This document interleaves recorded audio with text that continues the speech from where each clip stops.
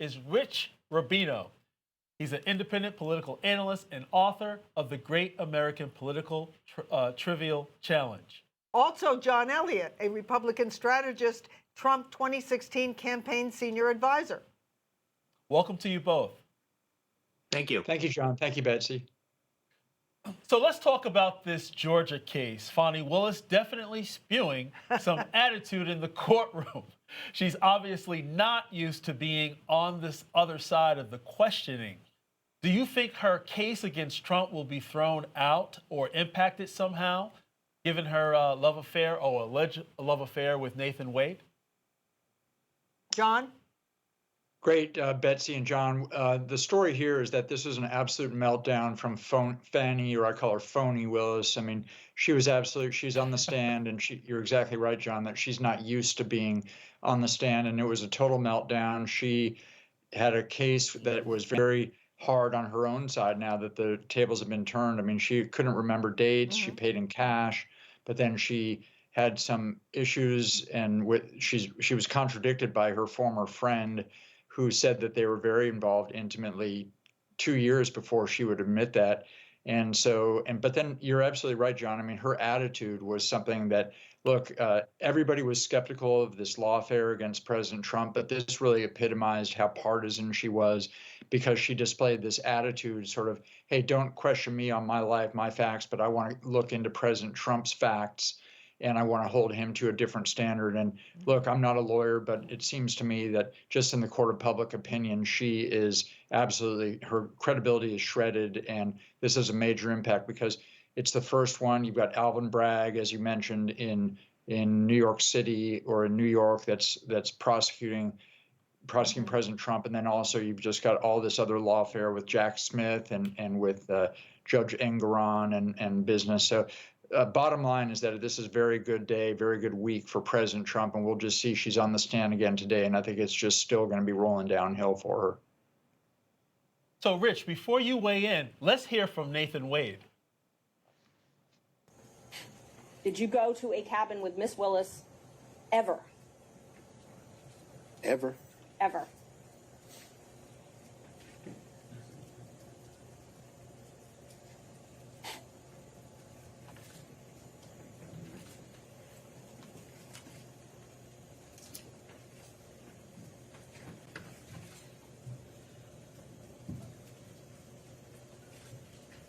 No. That pause was so long, I had time to go get some coffee, Betsy. So what are your thoughts, Richard? Yeah, well, indeed. Certainly from a public relations standpoint, nobody did themselves very good in that. I think that in terms of public relations standpoint, also in terms of wanting it to be seen as a fair investigation, if you will, of President Trump, this kind of has deleterious effects on that. It allows, from a political standpoint, Donald Trump to go after the prosecutor, to talk about her as being partisan, to talk about her as having had an affair, and I mean all these other items. It just basically does not benefit the prosecution. But Donald Trump, he has essentially, whether it's the criminal trial or the civil trial, just the fact that when you go through this, people immediately are saying, "What's going on? Why is this going on?" This gives Donald Trump a little bit of freedom to be able to say, look at what's going on. Look at this is a show trial. So it just gives him a lot of political ammunition, I think. Okay, well, I'd like to move us to New York for a moment, to the case that I think really is the most threatening to Donald Trump, although it's gotten very little attention, and that is Alvin Bragg's case. And I'd like to start with you, John, because Bragg has taken what is ordinarily a misdemeanor, just inaccurately or falsely entering a notation in a business record. He's bumped it up to a felony in a state court. And with the venue as it is in New York, he could actually get a conviction against Donald Trump. Do you think there's any chance that Donald Trump will end up behind bars, even if he gets an appeal later, in this case? No way, Betsy. I mean, you're absolutely right. This is normally a misdemeanor, and he's trying to crank it up to a felony. But the basis on which he's doing that is that he's tying it to a federal crime or a federal misdemeanor or felony. It depends the way it's actually prosecuted, but that is the campaign finance disclosure requirement, and so it's a stretch that's never been used for a state prosecution. And my understanding from once again as a non-lawyer is that you can't link a state crime with an allegation of a federal crime, and that's a very easy basis on which to challenge it. And certainly it's seen by, this is something that, look, they're talking about a hush money payment, and really it's trying to drag President Trump. I mean, this is back in 2016, 2015. I mean, this is just absolutely ridiculous. And people see it once again. This is another point. You have the phony Willis case, and then now you've got Alvin Bragg with pursuing this real stretch here. And so what it does is it undermines Jack Smith's case. It undermines Letitia James's case. Look, what it shows that with all four of these cases, this is lawfare, and this is something that they're really trying to keep him off the trail. They're not going to succeed in doing that. And he just shows more and more momentum. I mean, we can talk about South Carolina, but he's up on average 35 points above Nikki Haley in her home state. And so this isn't dragging him down politically at all, at least with the party. And then with independents, this is going to be something where the fact that there are so many of these lawsuits and it's starting to crumble with people like phony Willis being shown to be a total hypocrite, this is something that ultimately is going to help President Trump with independents. And so on the issues, he's beating Biden, and now the Democrats have overplayed their hand by pulling out these four totally frivolous lawsuits, and it's crumbling before our eyes.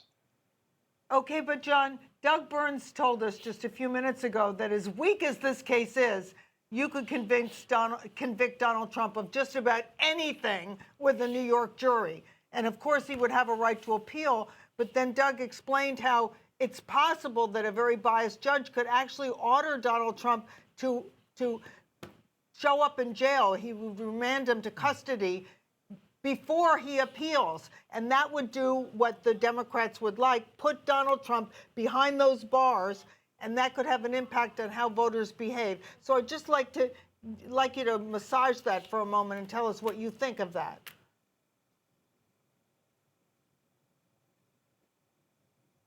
John? Going over to him, Yeah. Is it to me or is it to Richard? to you. No, it was to you as a follow-up, to you. Do you think that's yeah, a sorry about that. plausible? Yeah, Betsy, I would think that there's no way that you're absolutely right. It could be done. Anything could happen, and you could have the former president put in jail. But the fact that if that's even the case, if they do put him in jail on appeal, that's going to really be the worst outcome for Democrats, because once again, people are tired of the lawfare, and to do something as outrageous as put a former president in jail on a state crime, I mean, this would just be seen by any independent as absolutely ridiculous. And so this is only going to help President Trump if that happens. But look, once again, I'm not a legal expert, but it seems to me that on a political matter, this would be an absolute disaster for Democrats to have the president behind bars on appeal in the middle of a presidential campaign. I mean, this is banana republic, third world stuff. And it's even worse if they put him in prison than it is now. And it's pretty bad right now for Democrats in these four cases. Rich, do you agree with that, Rich? No, I think that if he's in jail, I think it will definitely have deleterious effects upon him. Specifically, with independence, but you got to remember, this is somebody, right? We're in a scenario right now where neither Joe Biden or Donald Trump has reached the threshold of 50%. If you go to 63% of Americans, for example, want a third party, people are very much dissatisfied. I think if you look at the polls between Donald Trump and Joe Biden, most polls show Donald Trump with a slight lead in most states right now. But if you do have this, I think it's kind of, it allows for an independent or a third party candidate to come in here, someone like a no labels candidate.